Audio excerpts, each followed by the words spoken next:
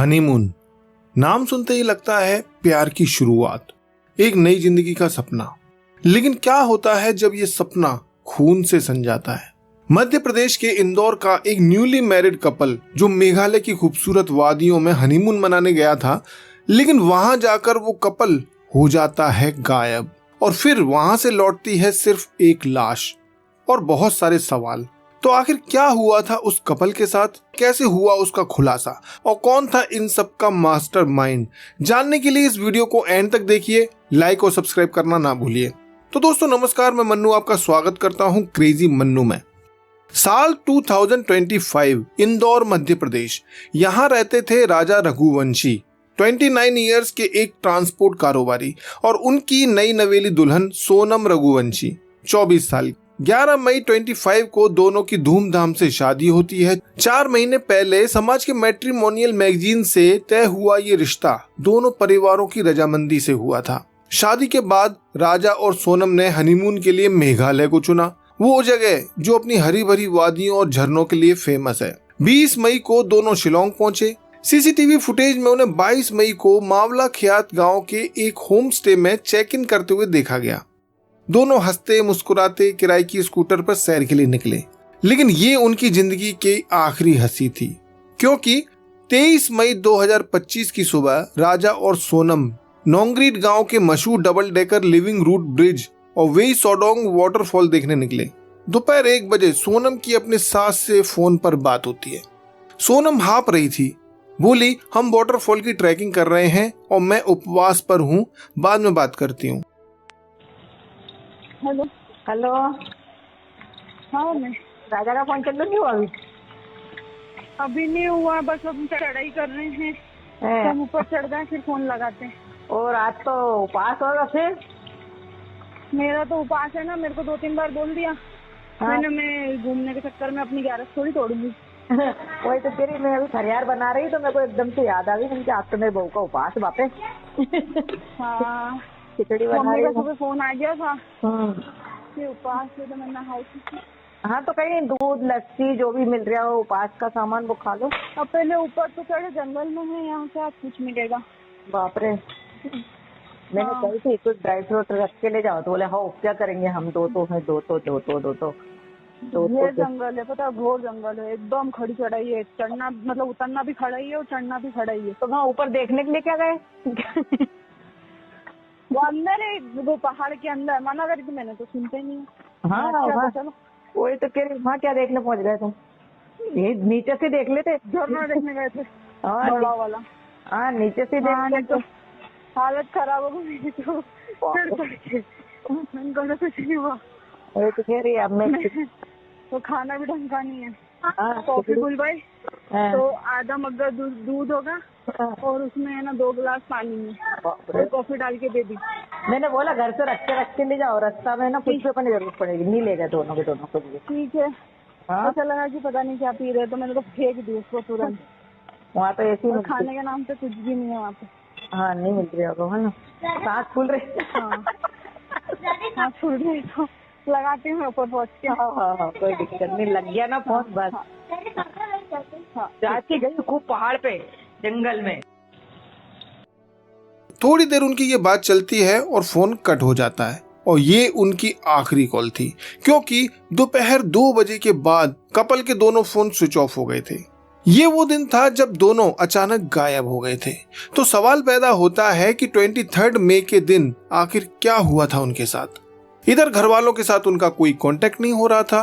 तभी 24 मई को उनकी किराए की स्कूटर सोहरारिम गांव के एक कैफे के पास लावारिस हालत में मिलती है। चाबी इग्निशन में ही थी। परिवार परेशान हो गया। राजा के भाई बिपिन और सोनम के भाई गोविंद शिलोंग पहुंचते हैं। पुलिस ने सर्च अभियान शुरू किया। पुलिस को स्कूटर के अलावा कोई और सुराग नहीं मिल रहा था। मीडिया इस मामले की सुर्खियां बना रहा था, लेकिन फिर भी राजा और सोनम का कोई सुराग नहीं। क्या इसके पीछे थी कोई साजिश? दोस्तों, इन्वेस्टिगेशन में पता चलता है कि हनीमून के दौरान राजा और सोनम ने परिवार से सिर्फ 3 बार फोन पर बात की थी। एक बात हुई थी 20 मई को शिलोंग पहुंचने के बाद, जहां राजा ने अपनी मां को फोन किया। बातचीत छोटी थी, हम पहुंच गए, सब ठीक है। दूसरी बात हुई 22 मई को। सोनम ने अपनी मां से वीडियो कॉल पर बात की। उसने बताया कि वो शिलोंग घूम रहे हैं, अगले दिन ट्रैकिंग पर जाएंगे। और तीसरे दिन बात हुई 23 मई को दोपहर 1 बजे। सोनम की उसकी सास से आखिरी कॉल। उसने कहा कि वो उपवास रखे ट्रैकिंग कर रही है, राजा उससे आगे है।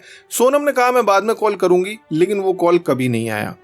राजा की मां ने पुलिस को बताया कि सोनम की आवाज में बेचैनी थी। क्या सचमुच सोनम ट्रैकिंग कर रही थी या ये सिर्फ एक बहाना था? दोस्तों, फिर दिन आता है 25 मई का। राजा और सोनम के लापता होने की खबर इंदौर में आग की तरह फैलती है। परिवार ने लोकल पुलिस से शिकायत की, लेकिन मेघालय पुलिस की सुस्ती से नाराज होकर उन्होंने मीडिया का सहारा लिया और 26 मई को इंदौर के लोकल अखबारों और न्यूज चैनल जैसे कि दैनिक भास्कर, GMP ने इंदौर का नवविवाहित जोड़ा मेघालय में लापता जैसी हेडलाइंस चलाकर इस मामले को नेशनल लेवल पर हाईलाइट कर दिया। 27 मई को राजा के परिवार ने इंदौर में मार्मिक पोस्टर लगाए। 28 मई को मध्य प्रदेश के CM श्री मोहन यादव ने गृह मंत्री अमित शाह से CBI जांच की मांग की। ANI और न्यूज 18 ने इसे नेशनल न्यूज बनाया। फिर दिन आता है 2 जून 25 का। मेघालय पुलिस को ड्रोन की मदद से पता चलता है कि वेई सोडोंग वाटरफॉल के पास एक गहरी खाई में एक सड़ी गली लाश पड़ी है। सूचना मिलने पर जब मेघालय पुलिस उस जगह पर पहुंचती है तो दोस्तों वो लाश थी राजा रघुवंशी की। उनके हाथ पर राजा का टैटू उनकी पहचान बना। पास में एक खून से सना हथियार मिला जो नया था और मर्डर वेपन माना गया। पुलिस को राजा का फोन, स्मार्ट वॉच और कुछ दवाइयां भी मिली। पोस्टमार्टम से पुष्टि हुई कि राजा की हत्या धारदार हथियार से हुई थी। उसकी गोल्ड चेन, अंगूठी और वॉलेट गायब थे। अब राजा की तलाश उसकी लाश पर जाकर खत्म हो गई, लेकिन सोनम का कुछ अता पता नहीं था। NDRF और SDRF ने जंगल छान मारा। तभी पुलिस को मिलता है एक सुराग। एक टूरिस्ट गाइड एल्बर्ट डे ने बताया कि 23 मई को उसने राजा और सोनम को 3 अनजान आदमियों के साथ सीढ़ियां चढ़ते देखा था। छानबीन करने पर पास में एक काला रेनकोट मिला जिस पर खून के दाग थे। अब सवाल पैदा होता है कि क्या सोनम को किडनैप किया गया था या वो इस साजिश का हिस्सा थी। दोस्तों, सोनम की तलाश बराबर चल रही थी, लेकिन कुछ पता नहीं चल रहा था। तभी 8 जून 25 को होता है कुछ ऐसा जिसकी किसी ने भी कल्पना नहीं की थी। 8 जून की रात 1 बजे उत्तर प्रदेश के गाजीपुर में वाराणसी गाजीपुर हाईवे पर काशी ढाबा पर एक लड़की पहुंचती है। वो रो रही होती है और डरी हुई होती है। वो ढाबे के मालिक साहिल यादव से फोन मांगती है और अपने भाई गोविंद को कॉल करती है। वो गोविंद से कहती है, भैया मैं गाजीपुर में हूँ। और दोस्तों, वो लड़की थी सोनम रघुवंशी।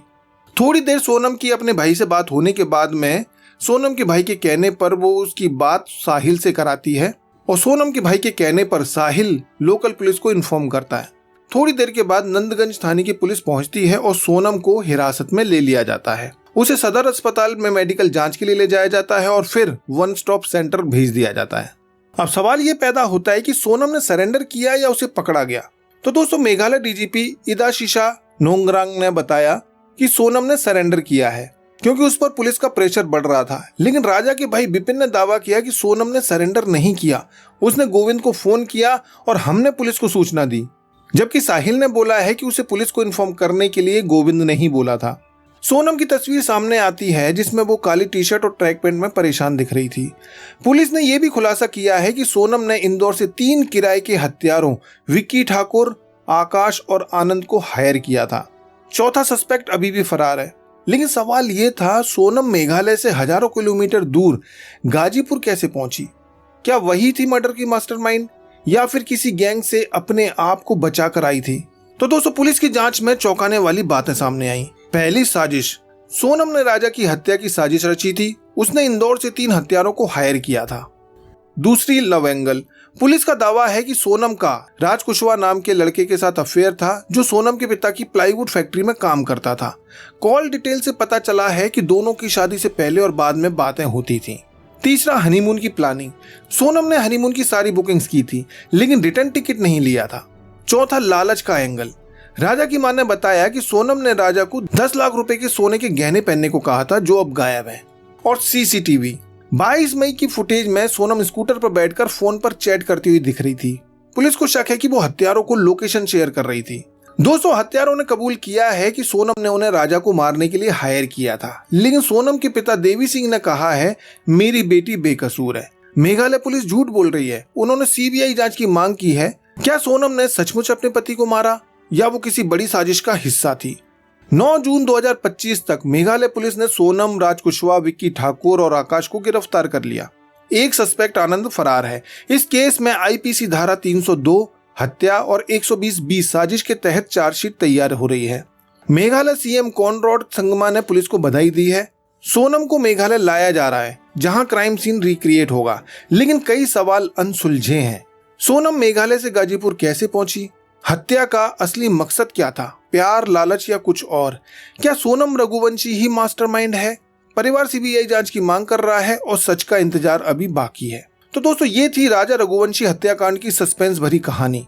आपको क्या लगता है, क्या सोनम ने सचमुच अपने पति की हत्या करवाई या वो खुद किसी साजिश का शिकार है? अपनी राय कमेंट बॉक्स में जरूर लिखिए। वीडियो पसंद आया तो लाइक कीजिए, शेयर कीजिए और देखते रहिए क्रेजी मन्नू।